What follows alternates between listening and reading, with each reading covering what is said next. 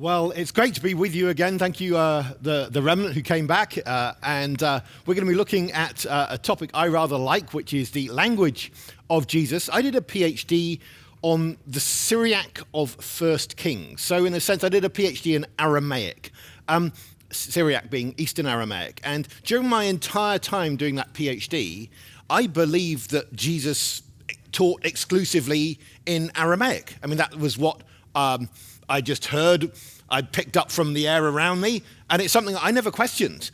And I had done various languages, just something I took for granted. I've now come to be convinced otherwise and hope to share a little bit with you. But first, a little bit of a warning. I lead an institution, and when you're leading an institution, you can be busy. And sometimes I cut corners in my research. Now, what I try and do is be honest when I'm cutting corners. And I'm just going to tell you this is a corner I've cut so you can go and do some more diligent chasing up of things. I tend to work with the primary sources. I haven't read copious lots of literature that people have read on things. I just work with the sources. Therefore, I might come up with some ideas that need to be filtered through the wisdom of lots of other things, and I put that out for you. But hopefully, we're going to have some fun looking at some primary texts. Just a bit of a plug here. A bit of an advertisement is that some of the material I'm going to share with you is in our popular magazine, comes out from Tyndale House, tinderhouse.com/magazine. It would be really good for you to sign up for that. It's completely free, and it is, I think, a unique magazine, a bit like National Geographic, written by scholars, peer-reviewed, but then going through the prism of people who actually know how to communicate. And therefore it's produced quite beautifully, and it's about the Bible. So I think hopefully you'd enjoy that, tinnerhouse.com/magazine. Let's start with one of the famous things that's said about Jesus' language, or supposedly. This is Papias, early 2nd century, reported in 4th century Eusebius, saying Matthew compiled the oracles in the Hebrew dialect, and each one translated them as he was able. And this is something that gets talked about endlessly in all sorts of introductions to New Testament. The idea that Matthew originally had them in some other language, whether the Hebrew dialect, some people would say means Hebrew, and some people say it means Aramaic, and some people would say it means Jewish, whether that be Hebrew or Aramaic. It's just the language of the Jews, and you're not thinking of it quite in our modern terms. And I think that's probably true. I mean, as in it's early, it sounds reasonable enough. But I want to show you there's a source actually earlier than Papias, and that is Matthew himself. And I think Matthew presents Jesus as preaching in Greek. But let's look at some background stuff on Jesus' language. In Mark's Gospel, particularly, we have a number of times that Jesus speaks Aramaic. He says Talitha kum or Talitha kumi to that 12-year-old girl in chapter 5. He says Ephatha, be opened to a deaf-mute man. He says Abba in prayer. And on the cross, he speaks those words, which are then misunderstood as he has his dereliction cry. So that's an interesting thing, because people often infer from this that Jesus taught in Aramaic, or the New Testament says he taught in Aramaic, but speaking to a 12-year-old girl in Aramaic isn't the same as public teaching, a public educational language. Speaking to a deaf and dumb man is not the same as a public educational language. Your prayer language is not the same as a public educational language, and speaking from the cross and being misunderstood is not the same as a public educational language.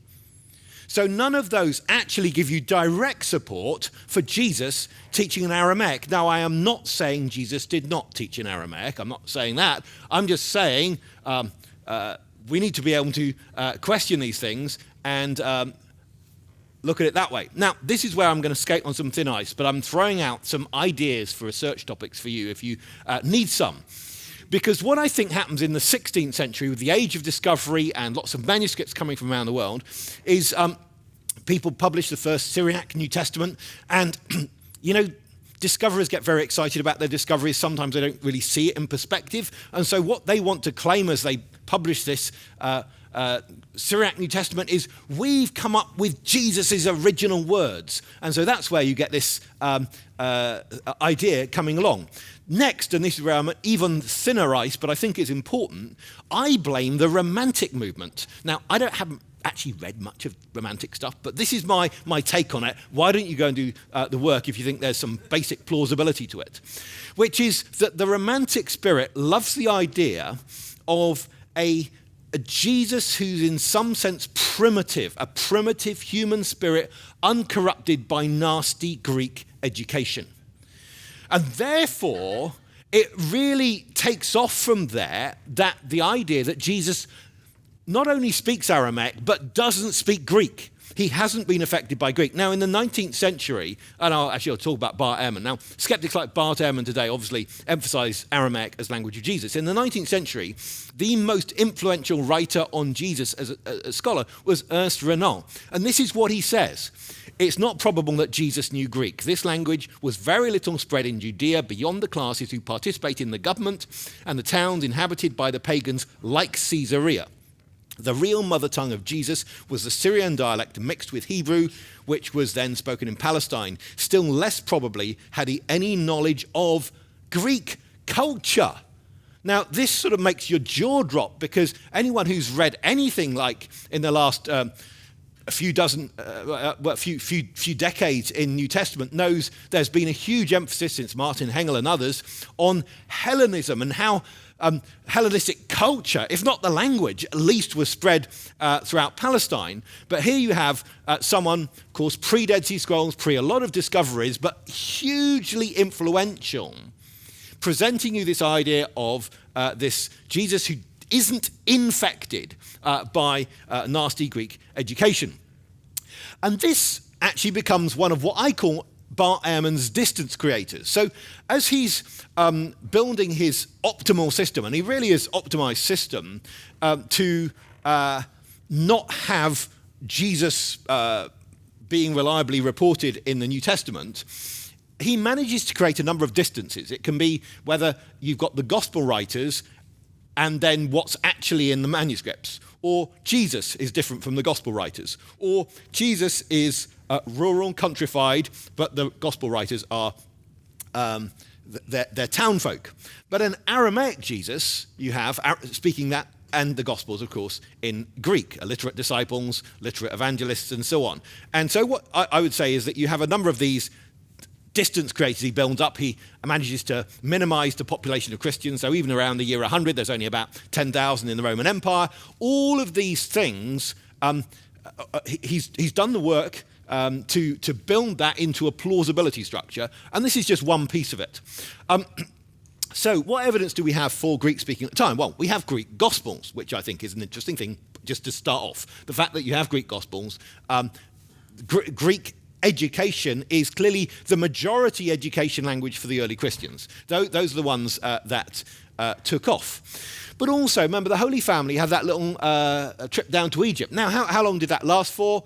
Maybe only 18 months, maybe only 3 months. We don't know. But when they arrive in Egypt, how do they get by? If Joseph's working, what language is he going to speak? Well, he can speak late Egyptian, but isn't it, there's a huge, but arguing that Joseph spoke Coptic is going to be a bit more of a stretch than say that he spoke Greek. I mean, particularly they would probably go somewhere like Alexandria, where there's a big population of Greek-speaking Jews, could be some other places, and practice your business there. So for at least a little while, they'll be having some exposure to Greek. But also we have the fact that Jesus is an itinerant speaker, itinerant preacher, and so they're systematically going through towns and villages. And if you're itinerant, you really need to just speak whatever people are speaking where you go. Notice that 2 of the 12 disciples have Greek names, which is an interesting thing. And one of them, Andrew, has this name Andreas. Now, Andreas is not as common a name as Andrews at the time. And it's interesting that you've got this fishing business at the centre of Jesus' disciples, isn't it?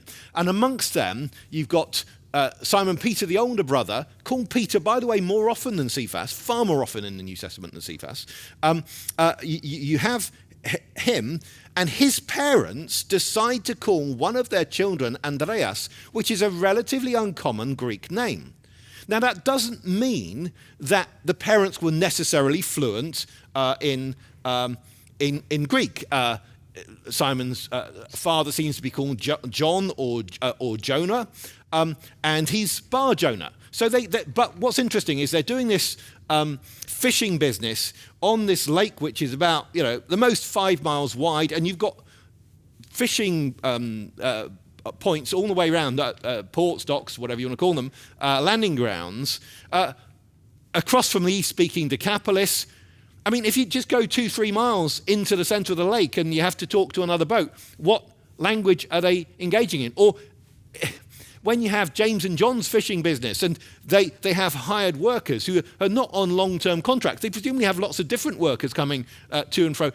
Don't they have to engage with the different languages that come through there? And they're based in Capernaum, which is, of course, around the top of the Sea of Galilee on the major route. And don't forget that Peter and Andrew come from Bethsaida, and wherever you locate that, it seems to be in the Greek-speaking territory, which I think is an interesting thing.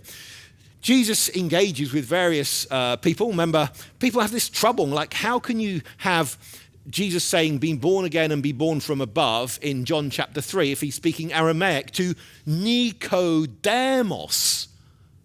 Why does he have to be speaking Aramaic to Nicodemus? That isn't ever such a Greek name. Now, if you want to, people speak languages for a couple of different reasons. One is for sort of romantic reasons, where they like the feel of their language. That's why people learn Cornish, which is basically extinct today, because they have a feel, a romantic attachment to that.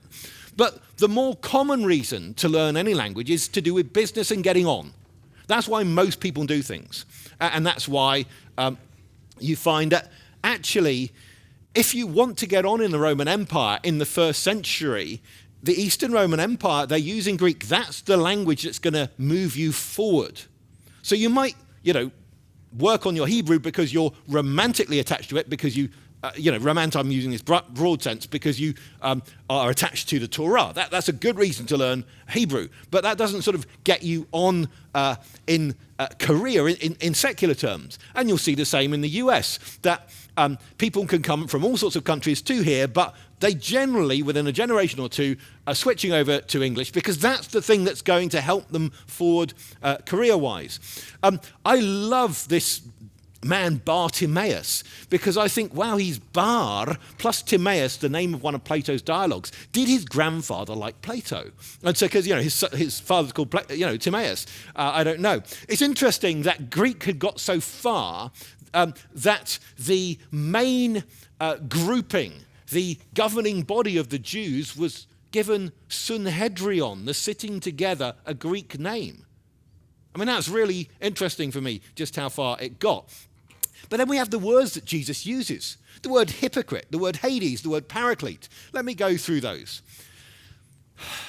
He uses the word hypocrite a lot. It means actor. And there he is. He grows up in Nazareth, within 4 miles of Sepphoris, where there's a theatre. Now, almost certainly he's using the Greek word for actor because Greek culture has theatre, Roman culture has theatre, Aramaic culture doesn't, and Hebrew culture doesn't. So you can always find a secondary term for how they would have translated it. But the very idea of actor is a Greek thing. So Jesus seems to be calling people actors, presumably using that Greek word.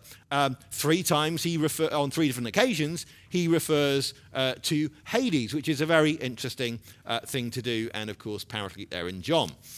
Fascinating in John 7, where the crowd are saying, hey, is he going to go off to the Greek diaspora and teach the Greeks? Well, how would he do that if he didn't know any Greek?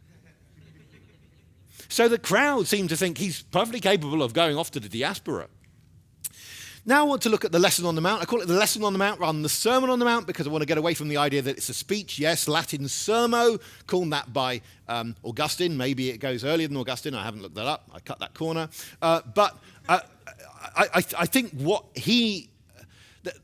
the problem I have with the idea of Sermon on the Mount is that it's suggesting that it's just delivered in one go and that's what the record we have of it.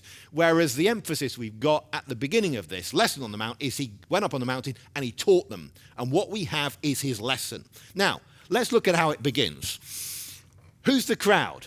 The crowd that come to this lesson are great crowds from Galilee, the Decapolis, the 10 Greek-speaking cities, Jerusalem and Judea, and beyond the Jordan. Now, what is the use of him striking up in his yokel, if he had it, Galilean Aramaic to a load of people from the Decapolis?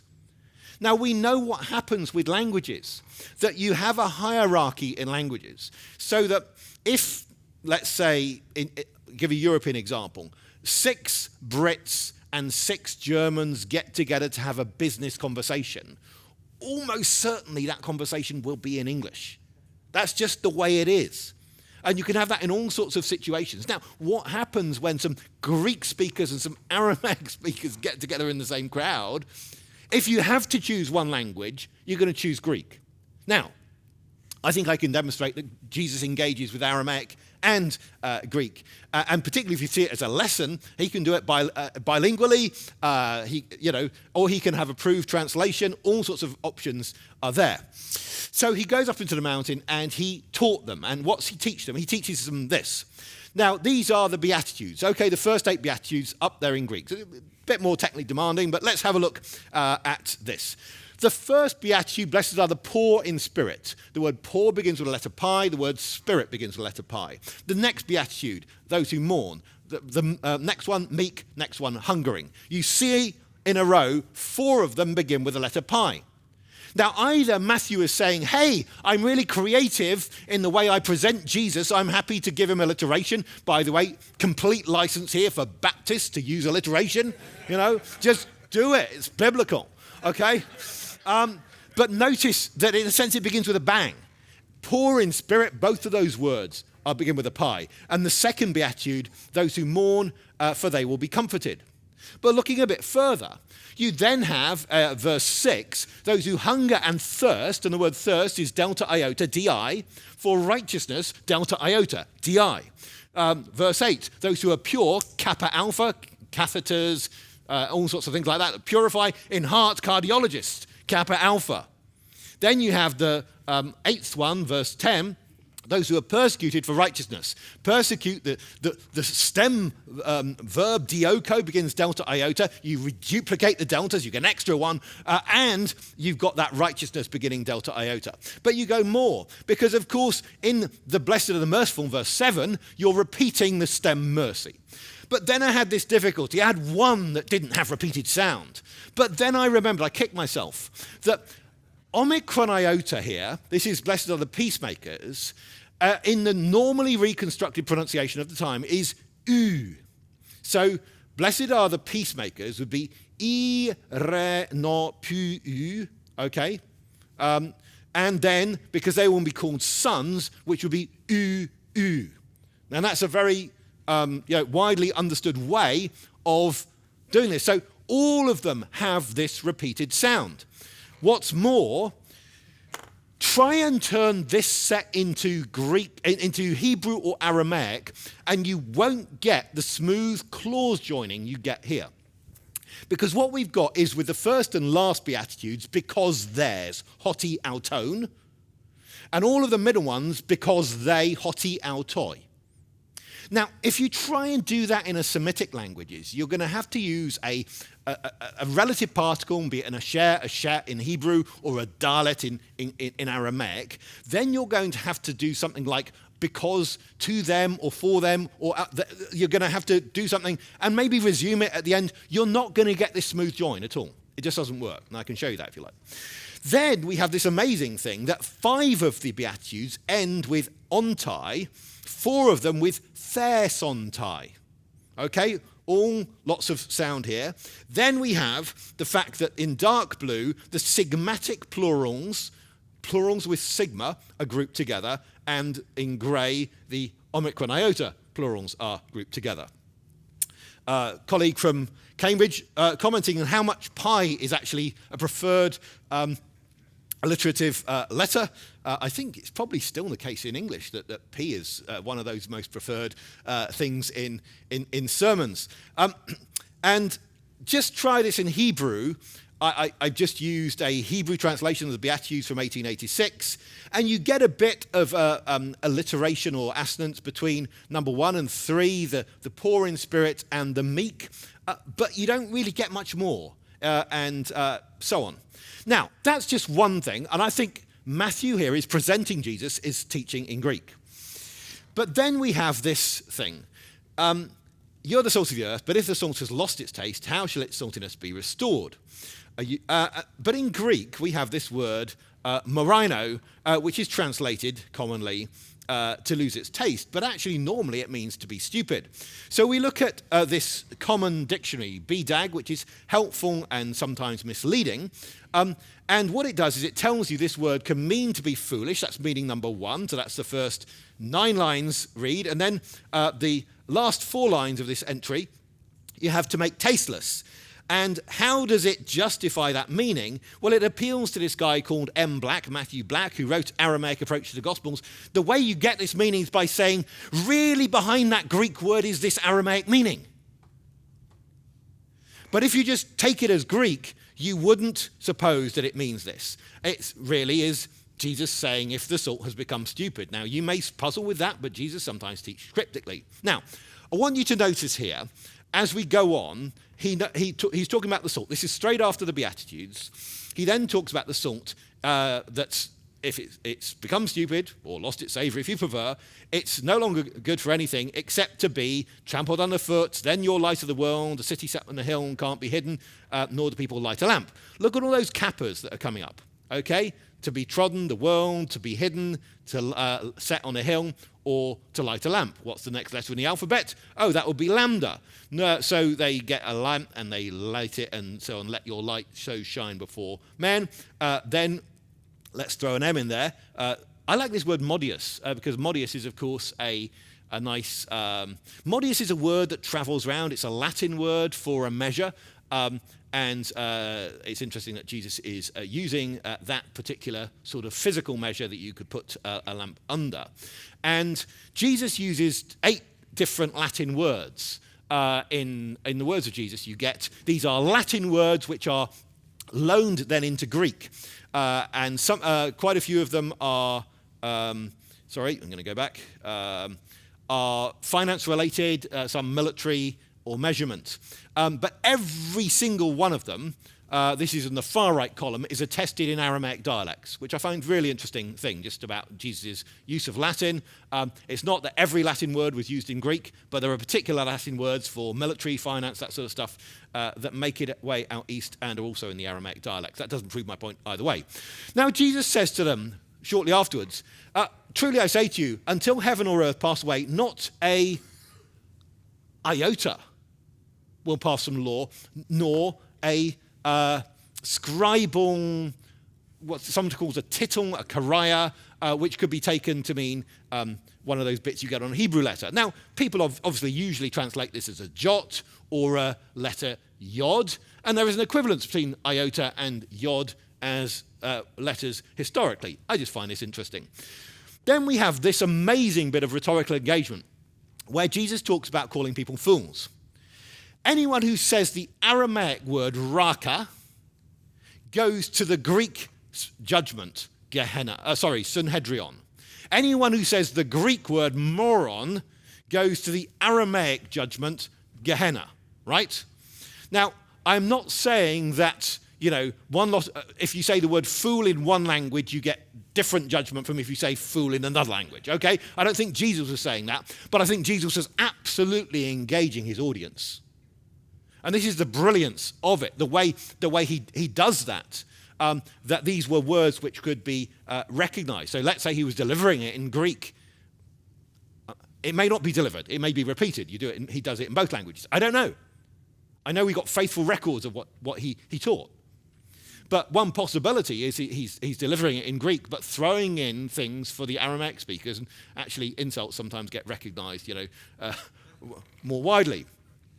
Interestingly, here we are, still on Matthew 5. I tell you, you won't get out of that until you paid the last quadrans. That's a nice Latin coin in there. What about this? Let your yes be yes and your no be no. This is a saying picked up, of course, in 2 Corinthians. It's picked up in James. What's the Hebrew word for yes? what's the Aramaic word for yes? They don't, actually a lot of languages don't have yeses particularly available. I can find a Hebrew word for yes if I need to, or an Aramaic word for yes if I need to, but they don't go round doing yes and no's the same way as we do, or Greek did. Let your yes be yes and your no be no is a saying that works beautifully in Greek, but it doesn't work in Hebrew or Aramaic.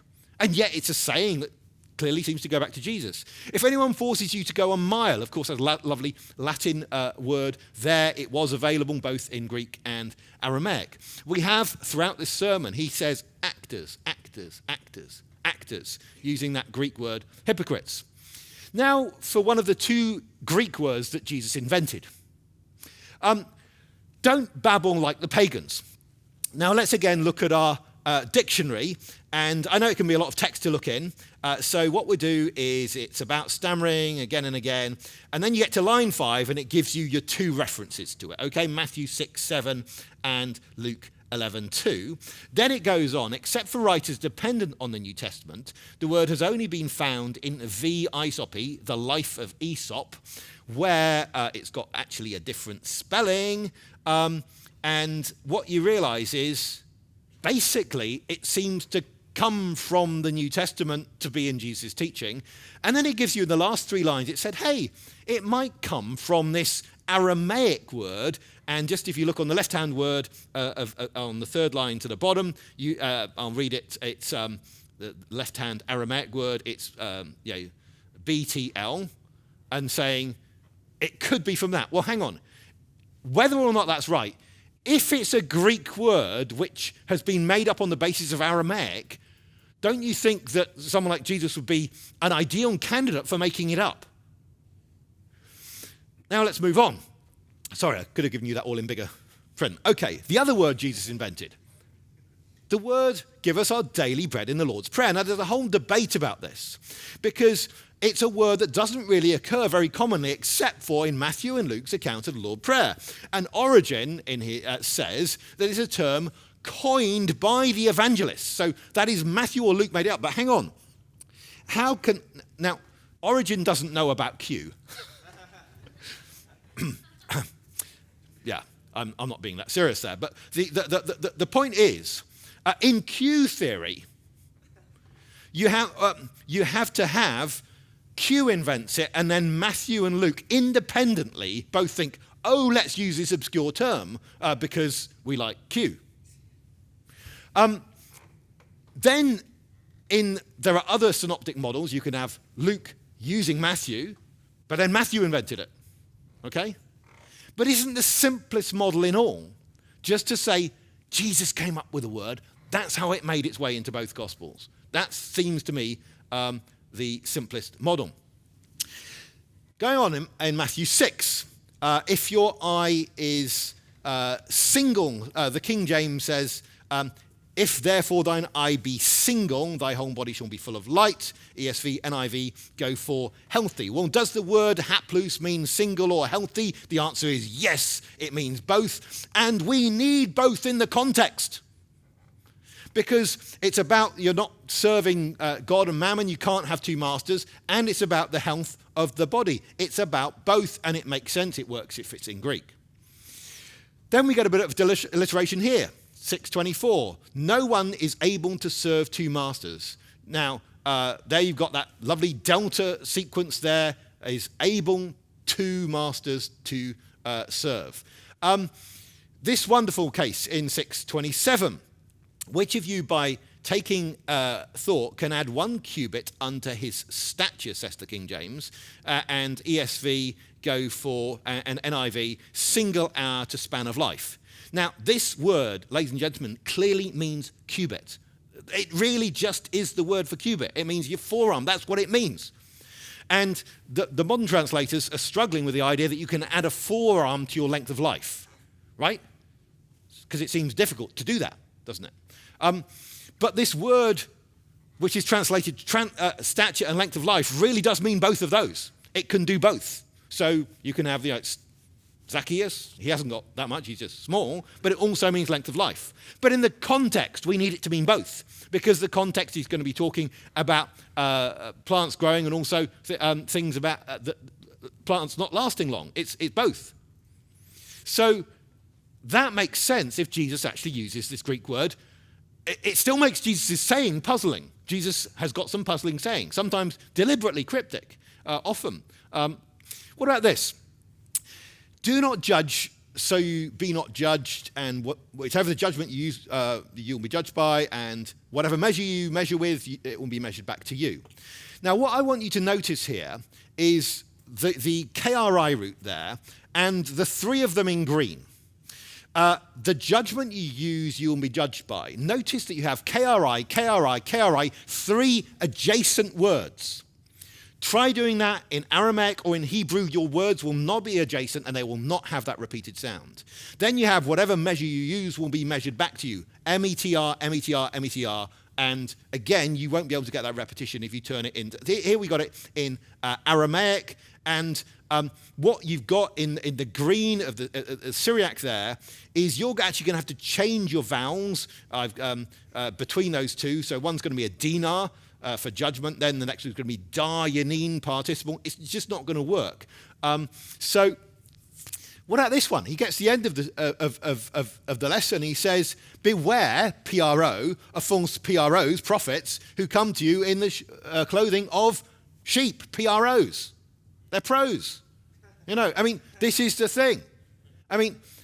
This sort of saying really looks like alliteration in the saying itself. It's not being imposed by the evangelist on the saying. It is the saying. As in the shape of the Greek language has had an influence on the saying itself. Beware of false prophets who come to you like sheep. It just works with that. Or again, the next verse afterwards, nor do they gather, sigma, grapes from thorns, or figs from thistles. Again, we're seeing sigma. Then we come on to the next bit. Now, what's interesting here is he's talking about good trees bearing good fruit, getting your kappa alphas together, and bad and doing, POs together, and trees being able, and so on. What you've got here is to get the two alliterated words together.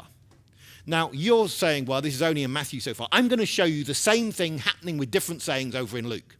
So actually, it does seem that this all comes from Jesus. So let's go to the Sermon on the Plain, okay, over in Luke. You don't begin with Beatitudes. Well, you begin with 4 Beatitudes and then 4 woes. And what we've got is, of course, the 2 Beatitudes that we begin with that pie stuff. Then we get some extra pies as we've finished those off in verse 21. Then in verse 24, but, using the P but rather than the A but, the Allah, then we're going to do a deep dive with lots and lots of pies, and then, that's what they did to the false prophets before you, lots of pies happening there. Luke, Sermon on the Plain. Look at all these alphas as we go for give to everyone who asks you, from the one who takes from you, do not ask back. And what we find is we've just got 110 words.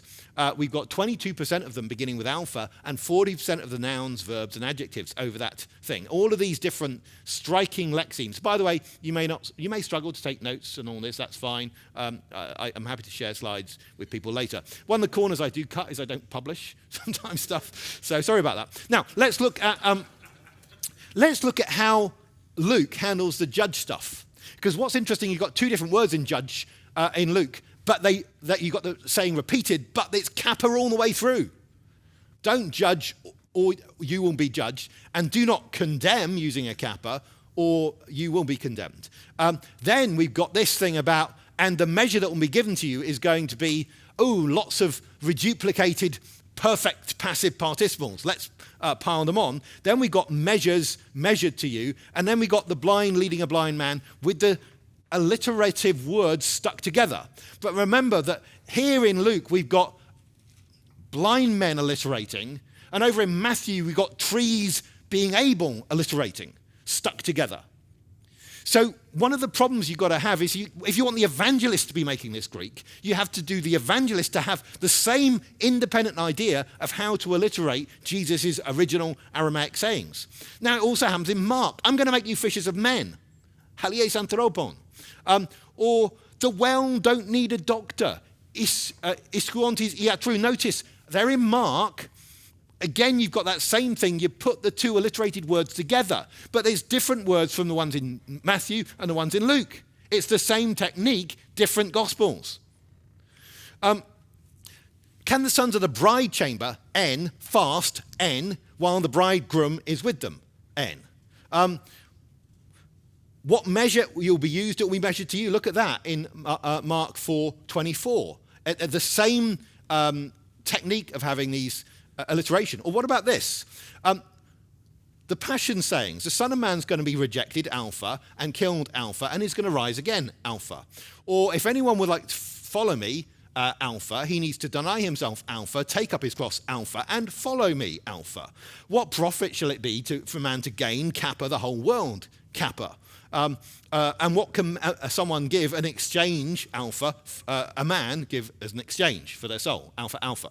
Or look at this. He says that the Son of Man has to be rejected and killed and rise, but then you get these wonderful eni ending of the of the infinitives right the way throughout.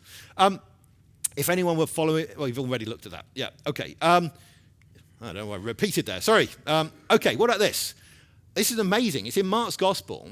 They will mock him and spit on him. EMP. And you just get this repetition in Mark 10. The Son of Man didn't come to be served, but to serve and to give. Delta, delta, delta. Okay? What about the scribes and the Pharisees? What do they like? They like greetings in marketplaces. Alpha, alpha.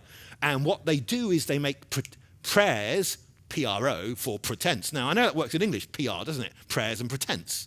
But it's the fact that this is happening all the time. By the way, it's not just alliteration on its own, because, I mean, after all, that way you would think Jesus said, I am the way, the truth, and the life in Latin, because it comes out with 3 V's in a row.